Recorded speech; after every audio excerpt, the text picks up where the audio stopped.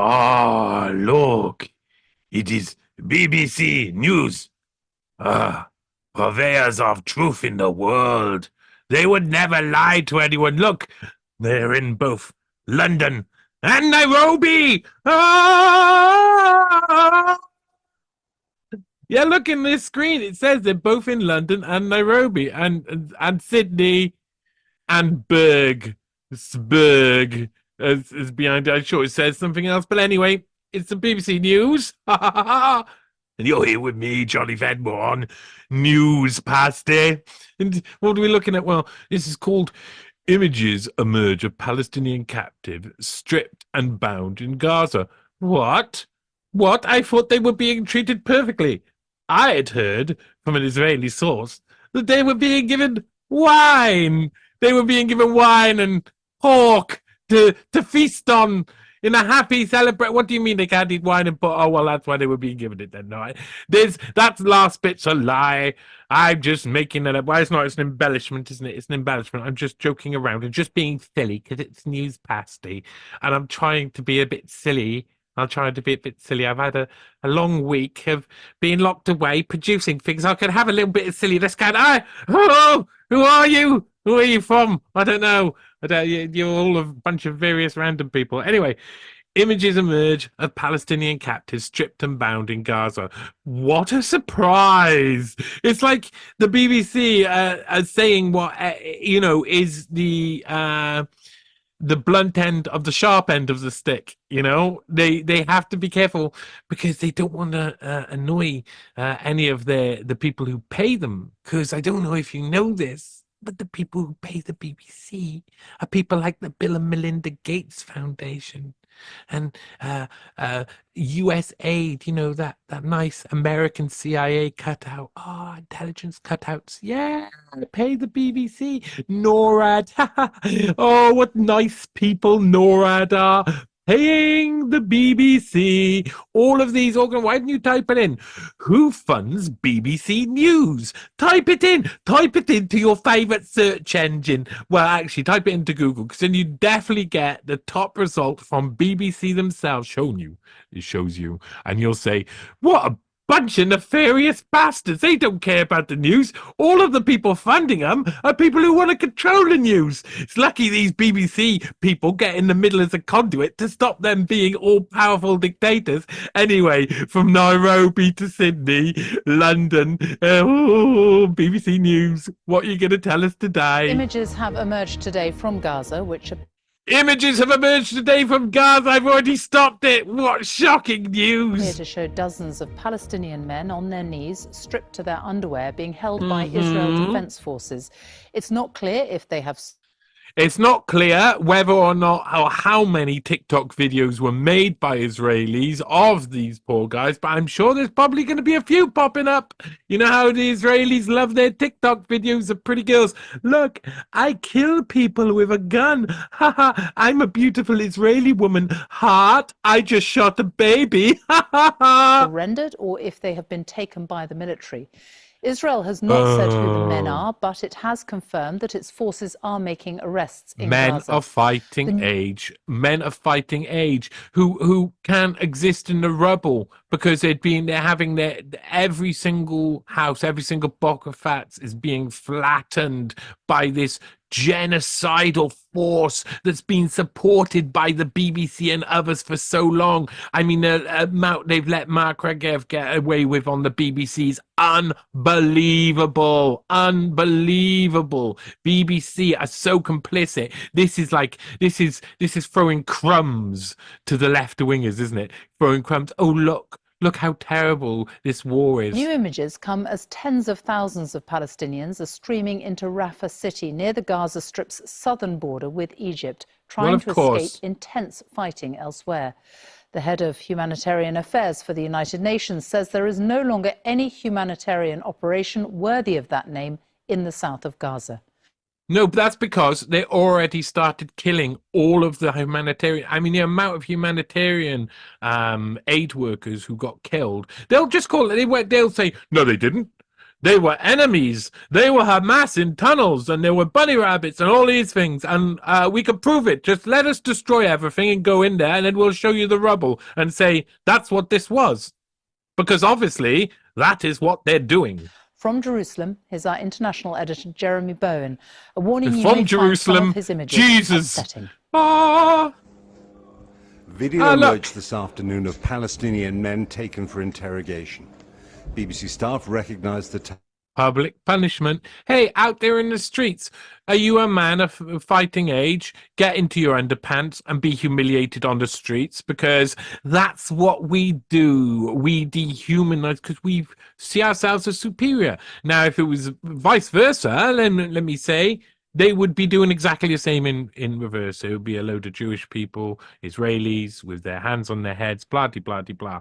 And if Israel keep doing this, that's exactly what's going to end up happening. Regionally, one day, the power will change. And this history that Israel are creating will not be good for them then. And then you'll say, oh, look, Israel being persecuted again. They're being pushed out, and they will be pushed out if they continue along this lines. I mean, there really has to be an olive branch. Sorry to use that. That's a pun in this situation. Of Beth Lahia in northern Gaza. Regional pun! Located the video there too. Palestinian diplomats said these were savage images, evoking humanity's darkest times. The Israeli army said only that suspects were being interrogated. Posts on social media said the men had been sheltering with their families at a UN school and that others were killed during the Israeli raid. So does this look like, look at this, they're all blindfolded on their knees. They don't know, as far as they know, they're going to be executed. Look, they're in a pit of sand. Why would they have taken them to a pit of sand unless you want to believe that you want them to believe that they're about to be executed and buried in a ditch? That's what it looks like they're doing here. So this is the mental torture that goes with this. It's going to cause a backlash like you've never seen. What they're doing here is a lot like what they did in Iraq, is they're creating the leaders of the future. The ISIS or Al-Qaeda or whatever offshoot or, leader of the future that will rise up from this injustice. Look at that. That looks like injustice. They basically, these people think they're about to be murdered and buried in a pit. Well done. That's humanitarian. That's humane. In this photo, the men have been moved to another location, which we have not been able to verify. One of the captives, Dia Al-Khalout, is a journalist. He was forced to leave his disabled daughter. Newspaste. Look. It's Hamas. He's a journalist. Oh, a Hamas journalist with a Hamas daughter who's disabled. Hamas disabled. But he works for in London. Earlier, at Israel's parliament, a prominent government supporter what a surprise. told me that only Israeli forces can control Gaza, not the independent Palestine the Americans want. So here you go. They're just telling you. Jeremy Bowen's just telling you. Jeremy Bowen's always hanging around when there's about to be slave markets. It's like, oh, there's about to be slave markets in the region. Let's bring in Bowen. He's saying, oh, you can't, we have to control it. We have to. So now they're manufacturing consent for control. So is this a humanitarian call for action piece of video, or is this leading you to look at destruction and then say, oh no, the Israelis should be in control? So the people who caused that destruction should be in control. I think that when we talk about two-state solutions, we are unbelievable. Look at who they are. They now go to. They would never have put him on. It's so rare that the BBC will have to admit that someone's in a Zionist party. This is so rare. We've reached a stage where the veil has dropped and everybody knows who everybody is. It used to be, look, Julie Hartley Brewer, you go over to Julie Hartley Brewer, she's not like that many steps away from this sort of mainstream. And she's accusing like Zionism of being, accusing people of making, of Zionism being a conspiracy for you. Oh, Zionism, yeah, like it exists. And, they can't even, and now they're talking directly to Zionists who are labeled religious Zionist party. And if you look at what they want, it's like asking advice on the region from, yes, you guessed it. Say, let's go back to 1930s Germany. Can you imagine who in 1930s Germany this would be akin to? It's just unbelievable how history repeats itself with the abused becoming the abuser. Don't you agree? 3 words and 3 lies. It's not two, it's not a state, it's definitely not a solution. So what's the answer? That's unbelievable. It just like that was a propaganda line for Zionism, for a Zionist one state of Israel, where the slaves, the proselytes, are going to be regularly tortured, and if not murdered.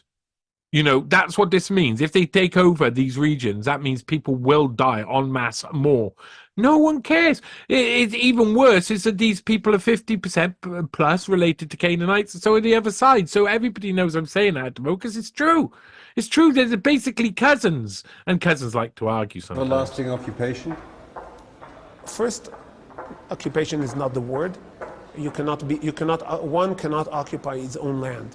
Israel is not an... No, it's not true, because Palestine existed as a territory for years before, 1,500 to 2,000 years without any proper Israeli settlement there for, well, I suppose that started probably after Arab occupation and after the rise of Zionism. Then you saw increase of Israelis coming in. You are occupying the land. If you can't have that base conversation, look at this guy's face. It just looks, it's extreme. He's extreme. He's an extremist. And what what comes back from extremism? Can you imagine what extremism creates more of? Shall we say, like biblically, say extremism begets what? Yeah. Occupier in Israel, because that's the land of Israel. So what about Gaza? Again, that's the land of Israel? Land of Israel, you cannot be occupying it. We're not... Well, that doesn't make any sense, because even back, if you go back in time, when it was the kingdom of Judea and the kingdom of Israel, in the time that he's talking about with his mad glaring eyes, you go back to that time, Gaza, that area is owned by the Philistines. So it's not even Israel or Judea then. And he's going to wiggle around this, of course. Occupying it from anyone. In Gaza, civilians are lost in the rubble of Israeli strikes. So far, the world is not close to controlling the powerful, chaotic forces unleashed by this war. No, this is terrible. The UN Secretary General, saying international peace and security is in jeopardy, is demanding an immediate ceasefire. A Palestinian leader told me that the US and UK must not veto the next ceasefire resolution. But they will. The United States of America and Britain now has the key.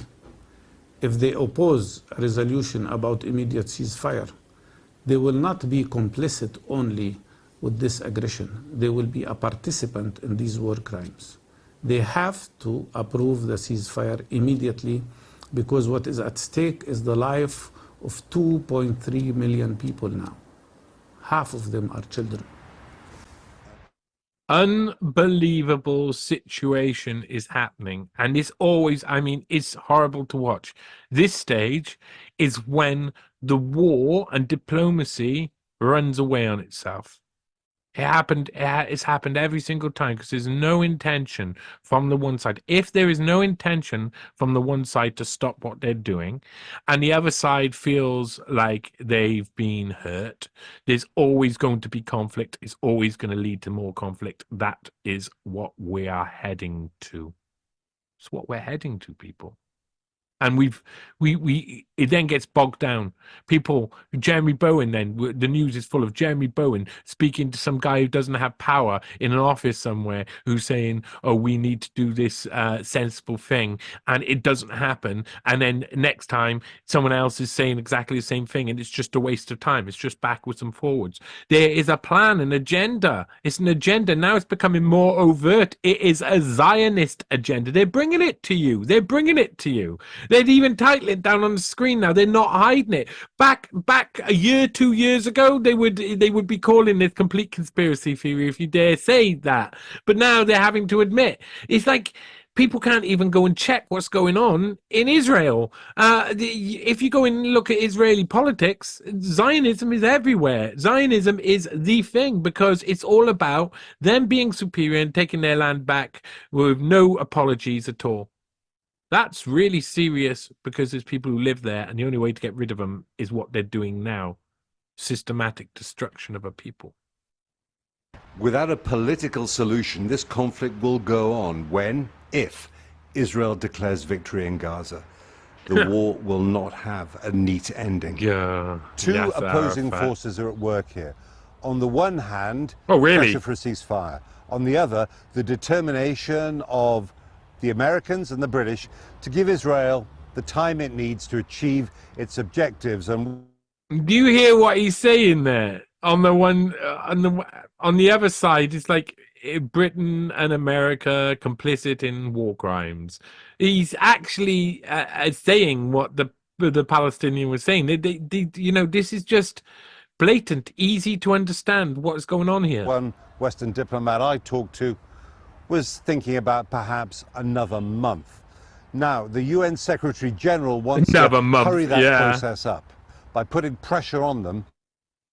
2 weeks to flatten the curve. Anybody? 1 month to flatten the Gaza Strip. That's what they want. 1 month to flatten the Gaza. Oh, my God, this is so depressing. And also shaming them into taking action sooner. As Gaza's food queues get longer, the UN says it cannot run a dependable humanitarian operation. Of course it can. With hungry people jumping warehouse fences, Israel These says people, some of them look ill. Requires Gaza's liberation from Hamas, and that will take force. Jeremy Bowen. You cannot get rid of Hamas because Hamas will go underground and form into multiple different operations because you've just killed a load of people's babies. There's no forgiveness.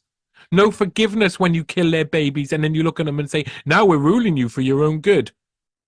There's no forgiveness. That is not a solution. This being touted as a solution, war, so that we can come to a solution. There is no solution. It just leads to perpetual limited warfare.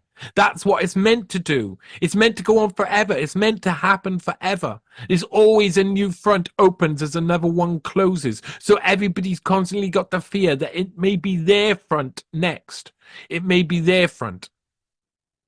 This is a situation like all around the world. There's situations like this popping up every now and again. It's always the same people who are releasing got the button on the release pressure valve, isn't it? It's always America and Britain. It's always the same people. It's always the same guys who are committing the war crimes and getting away with it. They're the people who are in charge of the war crimes tribunals and stuff, aren't they? BBC News, Jerusalem. Corruption. A pox on both your houses. That's what I say. A pasty on both your houses. Shaping a great reset for the post-corona era.